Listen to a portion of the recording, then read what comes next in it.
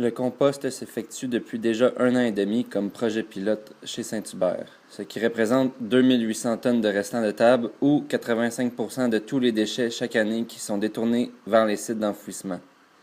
Le Saint-Hubert de Saint-Bruno a obtenu le niveau 3 de l'attestation Ici on recycle de Recycle Québec. Le niveau 3 reconnaît les établissements ayant atteint de hautes performances de réduction, de réemploi, de recyclage et de valorisation des matières résiduelles avec un taux de mise en valeur qui dépasse les 70%. Saint-Hubert cible en premier lieu toutes ses rôtisseries traditionnelles et ciblera ensuite ses Saint-Hubert Express. Depuis 1 an, Saint-Hubert a lancé un projet d'électrification des voitures de livraison. Tous les restaurants ont dû se procurer des bornes de recharge pour faire partie du réseau de recharge des voitures électriques disponibles pour les clients.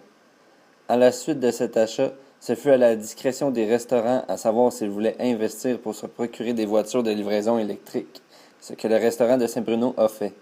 Cet investissement représente 68 000 pour 2 voitures, sans compter le prix de la borne de recharge qui est de 6 000 Cependant, Hydro-Québec s'est engagé à rembourser l'équivalent de 50% de ce montant. Pour un restaurant sans voiture électrique, un lot de 4 voitures à essence représente 2% des ventes produites en livraison, tandis que pour Saint-Bruno, leur flotte d'automobiles de livraison qui en compte 6 au total représente 1% de leurs ventes. Au début de l'année 2014, le Saint-Hubert de Saint-Bruno s'est doté d'un système de ventilation intelligent. Autrement dit, la ventilation est activée de façon proportionnelle à la demande. Elle fonctionne selon un système de capteurs qui analyse le volume de particules et augmente ou en diminue l'intensité de la hotte en fonction des résultats.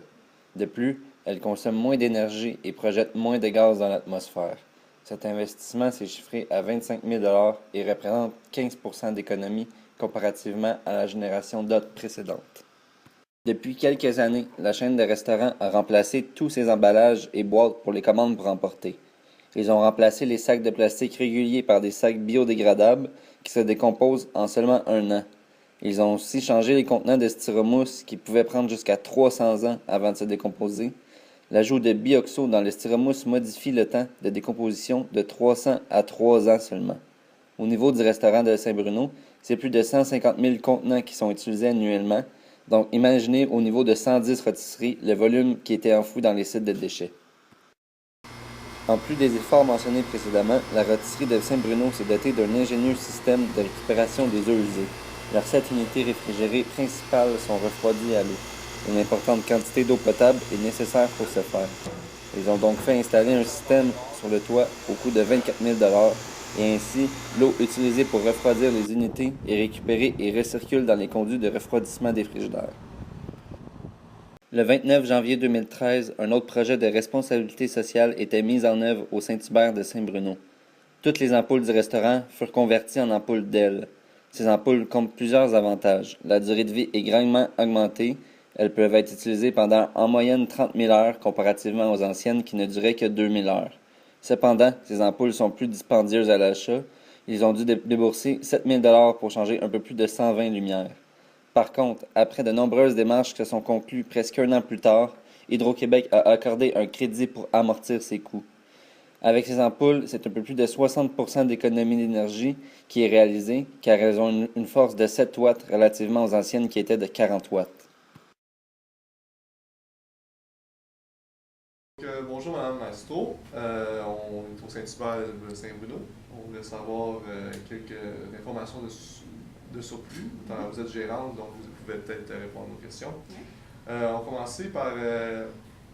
on sait que vous faites du compostage. On veut savoir si les inconvénients par rapport au compostage. Mais dans le fond, l'implantation qu'il y a, dans le fond, pour le compost, quand on fait la formation des employés, puis tout, c'est de leur expliquer, dans le fond, qu'il y a vraiment tout le triage à faire, puis d'expliquer, dans le fond, aussi aux serveuses le temps qu'ils vont avoir à prendre, qui risque d'être problématique aussi, parce qu'ils doivent trier, dans le fond, leurs assiettes du moment qu'ils arrivent à la planche, quand ils vident les assiettes.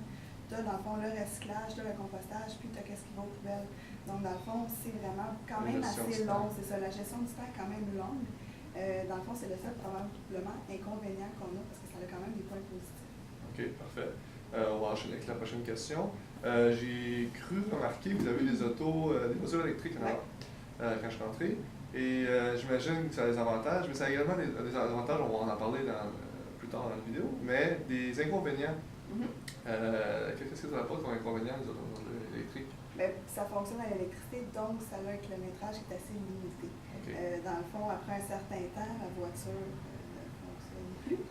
Donc, c'est d'expliquer dans le fond la formation du personnel encore, de leur expliquer que dans un certain temps, de ne pas partir avec l'auto, de ne pas partir trop loin, parce qu'à ce moment-là, ils vont rester pris.